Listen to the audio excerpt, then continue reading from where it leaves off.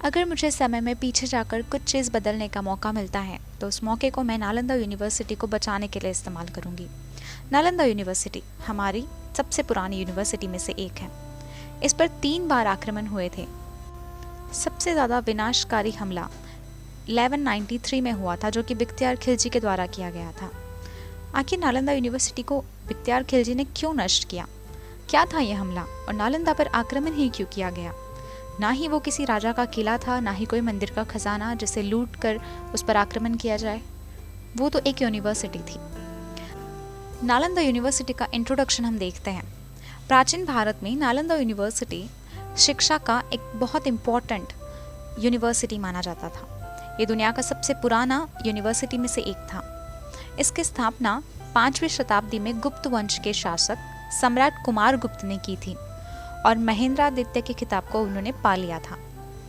नालंदा की present location Bihar में है। नालंदा इस शब्द का मतलब होता है अनस्टॉपेबल फ्लो ऑफ नॉलेज। ये संस्कृत के शब्द न, आलम, दा से मिलकर बना हुआ है, जिसका मतलब है कभी ना रुकने वाला ज्ञान का प्रवाह। नालंदा की जानकारी हमें हेनसांग और इत्सिंग चाइनीज ट्रैवलर्स के अकाउंट से मिलती है। यहाँ बुद्धिज्म के साथ साथ grammar, astronomy, mathematician, philosophy, medicine, बहुत सारे सब्जेक्ट्स पढ़ाए जाते थे। उन्होंने बताया था कि यहाँ पर 10,000 मॉन्क्स और 1,510 टीचर्स रहते थे। मतलब कि ये एक रेसिडेंशियल यूनिवर्सिटी हुआ करती थी।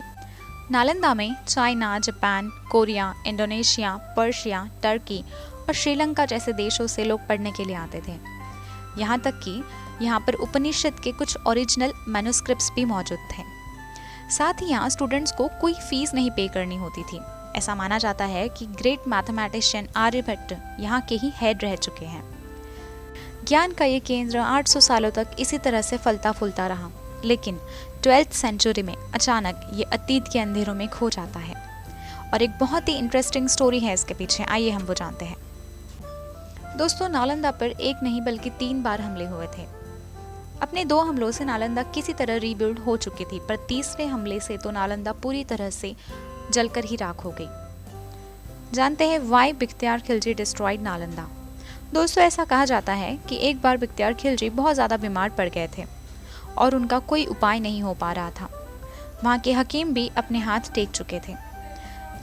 ऐसे में किसी ने उन्हें सलाह दी कि नालंदा यूनिवर्सिटी के प्रिंसिपल राहुल श्रीभद्रा इनका इलाज कर सकते हैं, तो एक बार उनसे इलाज करके देखा जाए। पर बख्तियार खिलजी को किसी गैर मुसलमान से इलाज करवाना मंजूर नहीं था, पर उनकी हालत खराब होती जा रही थी, तो उन्होंने सोचा कि एक बार बुलाने में क्या हर्ज है। और ऐसे ही राहुल श्रीभद्रा बख्तियार खिलजी के पास पहुंच जाते हैं। राहुल श्रीभद्रा उनकी जांच करते हैं। खिलजी उन्हें एक चैलेंज देते हैं कि वो उनसे इलाज तो करवाएंगे लेकिन उनकी दवा नहीं खाएंगे। इस चैलेंज को एक्सेप्ट करते हुए राहुल श्रीभद्रा ने उन्हें बताया कि उन्हें किसी दवा की खाने की ज़रूरत नहीं है। उन्हें कुरान दी गई और कुरान के कुछ पन्ने उन्हें रोज़ाना पढ़ने हैं। ये बात सुनकर बख्तियार खिलजी भी राज़ी हो गए। उन्हें लगा कुरान ही पढ़नी है। रोज़ वो कुरान पढ़ने लगे और देखते ही देखते उनकी तबीयत ठीक हो गई। दोस्तों, राहुल श्रीभद्रा ने कुरान के पन्नों में दवा लगा दी थी, जो पढ़ते समय खिलजी तक पहुंच जाती थी और इस तरह से वो पूरी तरह से ठीक हो जाते थे। खिलजी को इस बात का जब पता चलता है तो उन्हें बहुत ज़्यादा इनसिक्योरिटी और जेलेसी फील होती है। उन्हें लगता है कि उनके अलावा किसी और के पास इतना ज्ञान कैसे हो सकता है। बस इसी बात से नाराज खिलजी फैसला करते हैं कि वो इस ज्ञान के सोर्स को ही हमेशा के लिए खत्म कर देंगे।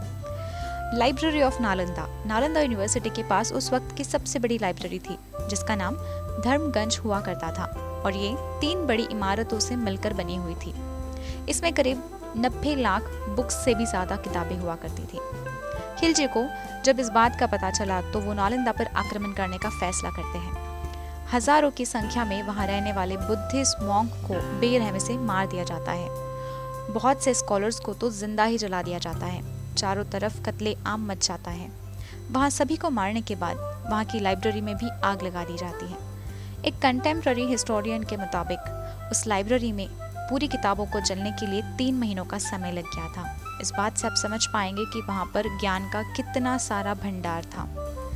इसमें से बहुत सारी मैन्युस्क्रिप्ट्स तो यहाँ पर ओरिजिनल फॉर्मेट में मौजूद थी, जो कि अनफॉर्चुनेटली हम दोबारा कभी रिकवर नहीं कर पाएंगे। इस बात का कंक्लूजन ये निकलता है, खिलजी ने सिर्फ एक यूनिवर्सिटी को ही डिस्ट्रॉय नहीं किया, बल्कि एक पूरे के पूरे ट्रेडिशन को ही तबाह कर दिया। ये आक्रमण इतना भयानक था कि रीबिल्ड करने के लिए नालंदा के पास कुछ बचा ही नहीं था। रह जाते हैं तो सिर्फ नालंदा के बनी इमारत के कुछ हिस्से, जो कि समय के साथ मिट्टी में दफन हो गए। नालंदा यूनिवर्सिटी को डिस्ट्रॉय करने के बाद खिलजी ने बिहार के 2 और यूनिवर्सिटी को डिस्ट्रॉय किया, विक्रमशिला और उदंतपुरी। ये सिर्फ भारत का ही नहीं बल्कि पूरे विश्व का नुकसान हुआ था। सिर्फ एक व्यक्ति की इनसिक्योरिटी और जेलेसी की वजह से हजारों वर्षों का ज्ञान संग्रह खत्म हो चुका, जलकर राख हो चुका। भारत जैसे कल्चर जहाँ एक किताब के पन्ने को फाड़ना भी पाप माना जाता है, वहाँ ऐसी घटना हमें शर्मसार करती है। दोस्तों, नालंदा के लॉस्ट ट्रेजर को तो हम फिर से नहीं ला पाएंगे, लेकिन इंडियन गवर्नमेंट ने नालंदा यूनिवर्सिटी के वहाँ एक एजुकेशनल हब को फिर से डेवलप करने का ज़रूर सोचा है। ये आइडिया 2016 में former late president doctor APJ Abdul Kalam ji ने प्रपोज किया था।